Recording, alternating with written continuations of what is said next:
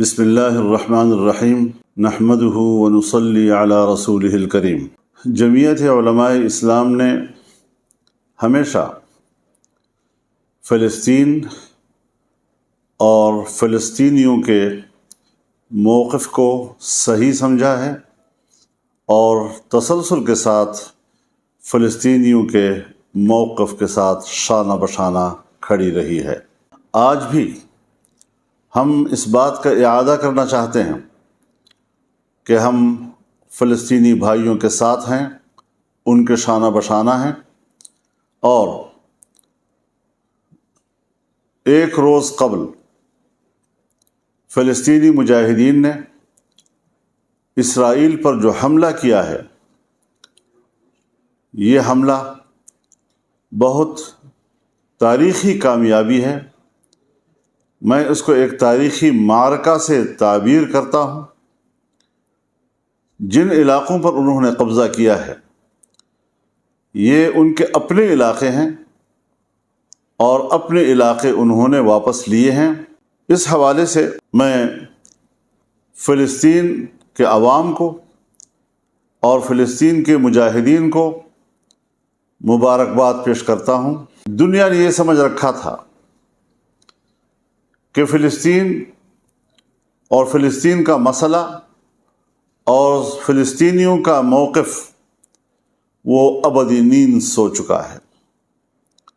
اب فلسطین کا موضوع دوبارہ نہیں اٹھ سکے گا، اور ناعاقبت اندیشوں نے دنیا میں یہ بات پھیلائی، اور ہمارے ہاں ایک طبقہ اور ایک عنصر پیدا ہوا جس نے اسرائیل کو تسلیم کرنے کے موضوع کو ترجیح دلائی، اس کی اہمیت سے لوگوں کو متاثر کرنے کی ناکام کوشش کی۔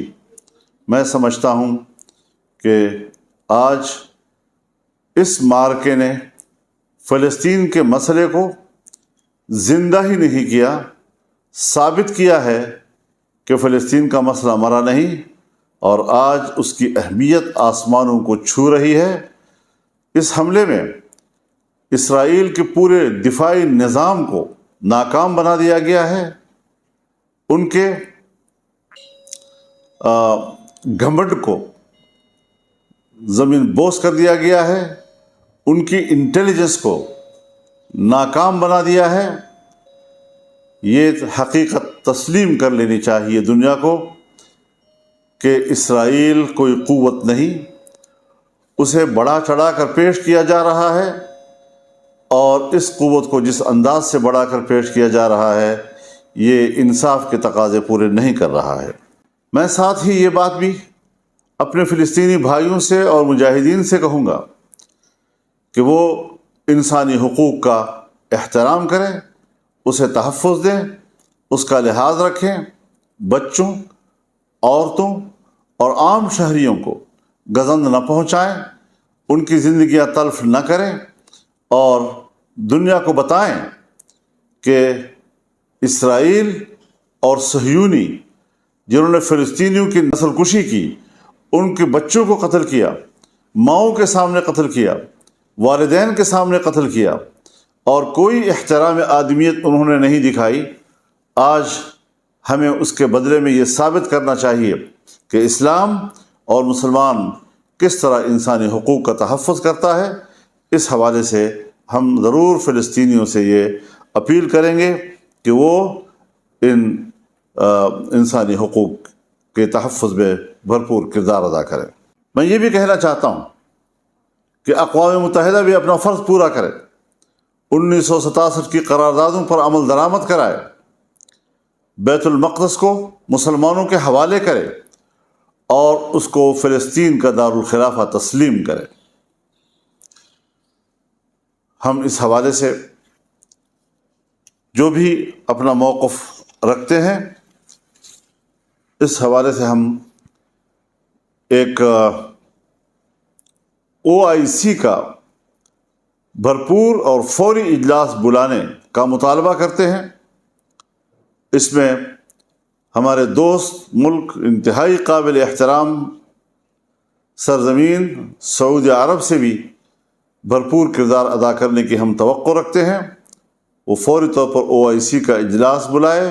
पाकिस्तान की गवर्नमेंट वो फौरी तौर पर इस हवाले से किरदार अदा करे, ताकि इस्लामी दुनिया बैठकर इन नए मारूजी सूरत हाल को सामने रखते हुए एक नए ज़ाविया नज़र के साथ अपने मौक़िफ़ का तयन करे और मशरिक़ वस्ता में अमन के क़याम को यकीनी बनाने के लिए मनसूबाबंदी करे।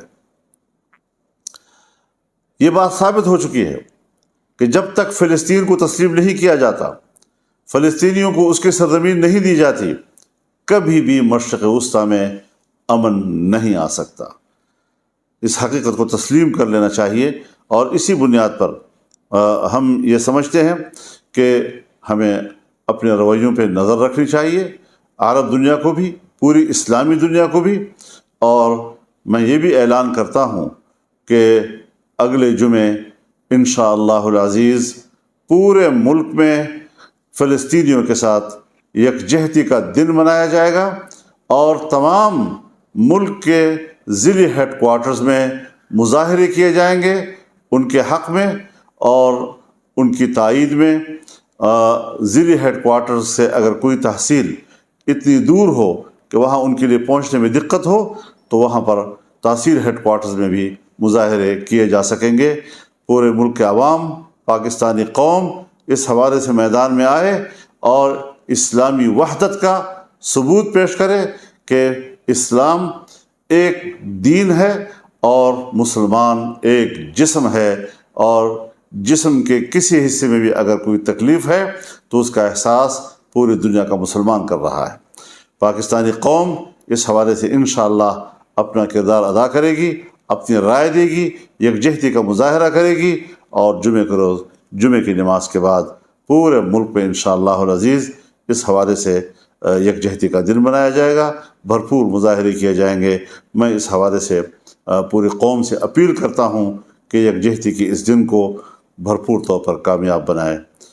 बहुत बहुत शुक्रिया। व आखिर दावाना अनिल हम्दुलिल्लाहि रब्बिल आलमीन।